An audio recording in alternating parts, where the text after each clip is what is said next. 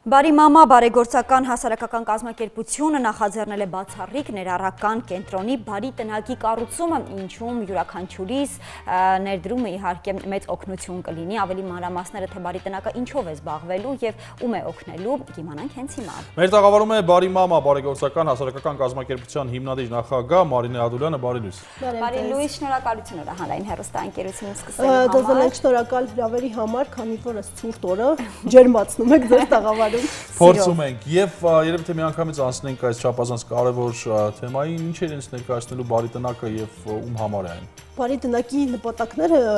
մի քիչ դժվար է ներկայացնել միանգամից, քանի որ լինելու է երկու շինություն, որտեղ կենտրոնանալու են բոլոր բարի մամայի նպատակները, այսինքն մեկում լինելու են թերապիաներ մանկատան երեխաների համար, ինչպես նաեւ ապաստան այն բոլոր մայրերի համար, որոնք չեն ուզում լքել, բայց տեղ չունեն գնալու։ Ընտանիքը չի ընդունում երեխային ստիպված են լինում հանձնել մանկատուն, շատ տխուր դեպքերի ենք ականատես լինում, իսկ երկրորդը լինելու է արտադրամաս, ինչպես նաև տուն,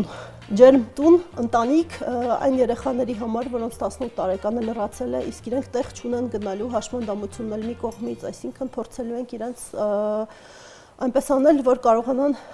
ապրել ինքնուրույն։ Վերադառնալով մամաներին կներես Էրմինե, այսինքն երբ որ երեխան ծնվում է ինչ-որ արատով կամ հիվանդությամբ, լինում են դեպքեր, երբ որ ընտանիքը չի ընդունում այդ երեխային, ստիպում է մամային որպեսզի հանձնի մանկատուն։ Մենք ունենք մի մեծ Չարիկ Արմանջան, դա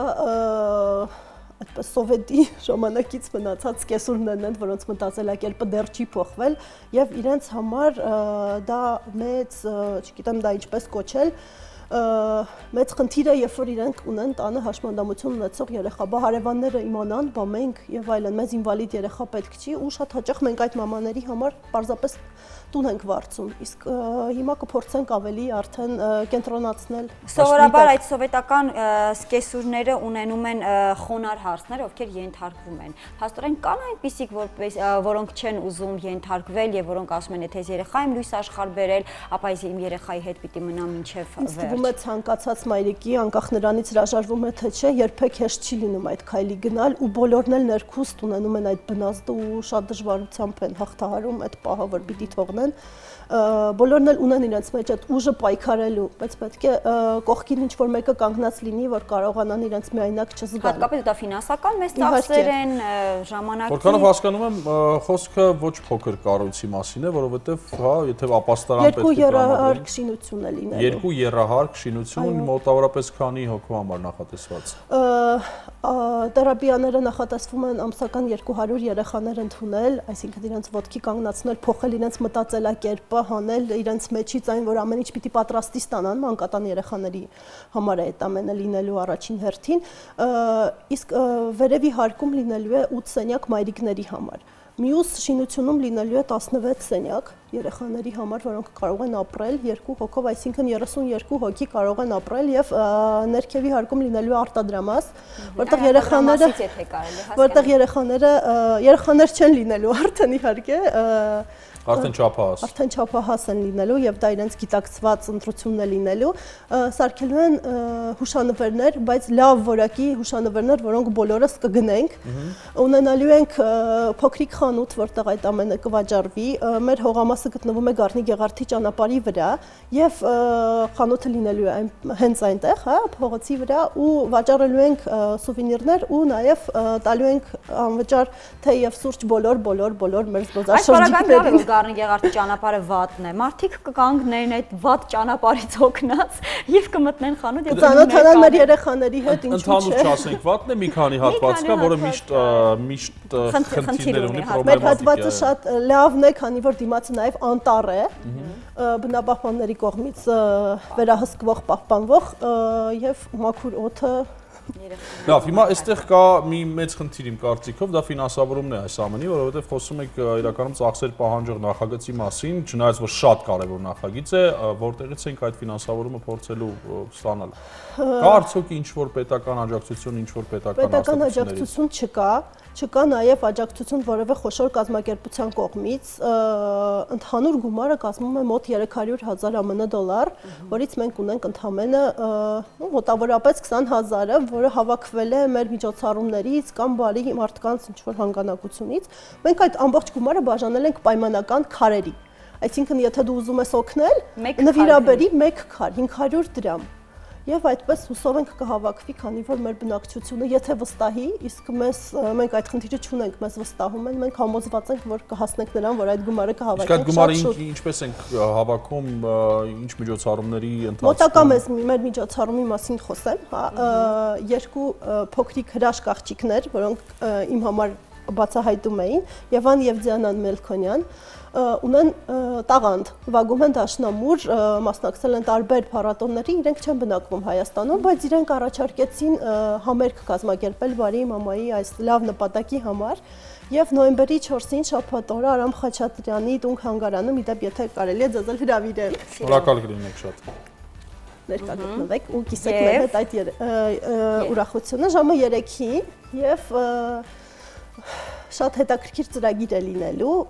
ու համերգի ողջ հասույթը դարձյալ գնալու է Բարի մամային։ Քանի որ հանրային հեռուստաընկերությունը միշտ լավ նպատակների եւ նախաձեռնությունների կողքին կանգնած է, այս պահին երևի մեր ամենամեծ օգնությունը այն կլինի, որ աշխարհասփյուռ հայությանը կարող ենք դիմել եւ տեղեկացնել, որ Բարի տնակի կառուցման գործում մեզանից յուրաքանչյուրը կարող է իր մասնակցությունը ունենալ, անկախ նրանից թե որտեղ եք բնակվում, անկախ նրանից թե ինչ հոգսեր ունեք, ընդամենը 1 գավաթ սուրճի գումարը կարող եք փոխանցել եւ երեխաների համար ապահով ապագա ստեղծել։ Իհարկե երեխաները բոլորինս են ու բոլորս պետք է մասնակցենք այս ամենին։ Այդ արտասահմանում 1 գավաթ սուրճը 500 դրամից ավելի թանկ արժի, այնպես կես գավաթ։ 1 գավաթ հասացի, որ չափսոսեն եւ այդ ամբողջ գումարը փոխացի։ Անկամ 2 լինի, այո, մի քիչ ավելի արագ այս ամենը։ Իսկ խոշոր կազմակերպությունները, որոնք ունեն սոցիալական ինչ-որ պարտավորություններ եւ միգուցե ոչ պարտավորություններ, բայց հա բարի կամքի դրսեւորում փորձել եք նրանց դիմել։ Այս պահին այդ գործընթացի մեջ ենք։ Փորձում ենք այնպես անել, որ մեզ նվիրաբերեն ոչ թե գումար, այլ նվիրաբերեն շինանյութ, որ կարողանանք այդ ամենը կառուցել, քանի որ գումարը տանում եւ նույնը գնելու ենք շինանյութ, ավելի լավ է։ Հա, գումարը չենք ուզում, որ կասկածներ չառաջանա, շինանյութն ենք ուզում։ Շատ լավ։ Մասնավորացնենք, թե ինչ տարիքի երեխաներ կարող են լինել ձեր Բարի տնակի բնակիչները, ինչպես եք այդ երեխաներին ընտրել, արդյոք արդեն կան երեխաներ, որոնք հաստատված են, թե այդ գործընթացն է։ Կարծում ենք, որ դա կքննարկենք մանկատների տնօրինությունների հետ, ինչպես նաև մեր սոցիալնախարարության, քանի որ իրենք են պատասխանատու այդ երեխաների համար, մայրիկների հետ նորածիններ են բնակվելու, իսկ թերապիաները արդեն ունեք ընտրած մայրիկների կամ արդեն 92 ընտանիք, որոնց օգնել ենք երեխաներին մանկատուն չտալ, ունենք այս պահին 4 մայրիկ, որոնց օգնում ենք բնակարաններ ենք վարձել եւ իրենց օգնում ենք թե սնունդի, թե այլ հարցերում, ինչպես նաև երեխաների բուժման, որը դա առավել կարևոր է։ Կան խնդիրներ, երբ որ երեխան ծնվում է հաշմանդամությամբ, երեխային չի ուզում մայրիկը լքի, բայց տանը ունի եւս երեխաներ, իսկ իր դիմաց դնում են պայման։ Կամ այս երեխաները կամ այն, թող երեխային։ Ու պատկերացրեք մայր 3 երեխա, օրինակ, հա, 3 երեխա, 2 երեխա տեղ չունի գնալու, ինչ անի, ինքը ոչ աշխատում է, ոչ կրթություն ունի, ոչ մտածելակերպ ունի, որ կարողանա պայքարի, դիմի այստեղ այնտեղ։ Ստիպված լքում են երեխաներին ու երեխաները հասնում են մանկատուն։ Մենք պայքարում ենք առաջնահերթ նրա համար, որ երեխաները չհասնեն մանկատուն։ Իրականացնում ենք ծրագրեր նաև մանկատան երեխաների հետ, որոնք կարողանան ինքնուրույն դառնալ եւ եւս վերադառնալ ընտանիք, որովհետեւ կա խնդիր հաշմանդամություն ունեցող երեխաներին գյուղերում շատ դժվար է պահել, ոչ պայմաններ կան, սայլակ, զուգարանը դրսում եւ այլն, այդ ամենը շատ մեծ խնդիր է։ Մենք փորձում ենք պայքարել մեր մամաների ջանքերով, ինչքան որ կարողանում ենք։ Իսկ արդյոք աշխատանքներ տանում եք ընտանիքի այն անդամների հետ, ովքեր դեմ են կանգնում մեր հոգեբանների թիմի իհարկե երեխային տուն բերելու կամ ծնողի հետ են պայքարում, որ չբերեն։ Արդյունքներ կան արդեն, հա, որտեղ 92 երեխա արդյունքում։ Նկատի ունեմ ընտանիքի անդամների հետ աշխատանքների արդյունքներ։ Սկզբի պահը շատ դժվար է լինում բոլորի համար, որովհետև իրենց պատկերացրած երեխային իրենց չեն տալիս։ Լինում են դեպքեր եւ 6 ամիս հետո են գիտակցում ընտանիքի մնացած անդամները, որ պետք է երեխային ընտանիքին հետ վերցնել։ Բնականաբար այդ մայրերին, որ վերցնենք մեզ մոտ, չեն կարող միշտ պահել։ Պիտի ընտանիքի հետ էլ աշխատենք, որ կարողանանք իրենց վերադարձնել իրենց Իսկ ինչ անեն այն մայրերը, ում դուք բերել եք, ապահովել եք, կարելի ասել փափուկ կյանք եք, հա, համեմատած այն կյանքի, որ ունեցել է ապահովել, եւ մի որոշ ժամանակ հետո արդեն իրան պետք է ասեք ցտեսություն, որովհետեւ կան մյուսներ, ում պետք է օգնենք։ Ինչ է տեղի ունենալու այդ կանանց հետ, որովհետեւ դա ավելի դժվար է ապրել այն կյանքով, որը որ կուզենայի եւ հանկարծ նորից հայտնվել խնդրի առջև։ Իհարկե, սակայն այդ ժամանակահատվածը նախատեսվում է լինի մոտ 2 տարի, ու այդ 2 տարվա մեջ կփորձենք իրենց ոտքի կանգնացնել, որ կարողանան ինքնուրույն առանց մեր օգնության, բայց մեր վրա հսկողության տակ ապրել։ Շնորհակալ ենք ձեզ, որ եկաք մեր տաղավար եւ առավել շնորհակալ ենք իհարկե ձեր անգնահատելի աշխատանքի համար։ Հիշեցնենք, որ այս նախագծին փոքրիկ լումա ունենալով համար առաջին ինչ կարող կանել դա նոյեմբերի 4-ին Արամ Խաչատրյան տուն-թանգարանում մասնակցեք համերգի, որտեղ ելույթ կունենան Եվա եւ Դիանա Մելքոնյանները դաշնամուր դասական երաժշտության համերգ լինելու եւ կա արդյոք ինտերնետային տարբերակ ձեզ հետ կապելու։ Կա հղում Բարի մամայի էջում կարող եք Facebook-ով նայել։ Facebook-ով Բարի մամայի էջ եւ կայքը պատրաստման շրջանում։ Բարի մամայում կգտնեք հաստատ այն հաշվեհամարները, որոնց վրա կարողանաք ձեր օգնությունը ուղարկել։ Մի զլացեք այդ մի քանի լուման, որը պետք է տրամադրեք ինչ-որ մի բանի, փոխանցեք երեխաների։ Կամ եթե շինանյութ ունեք, որը ձեզ պետք չէ, շատ պետք կգա Բարի մամային։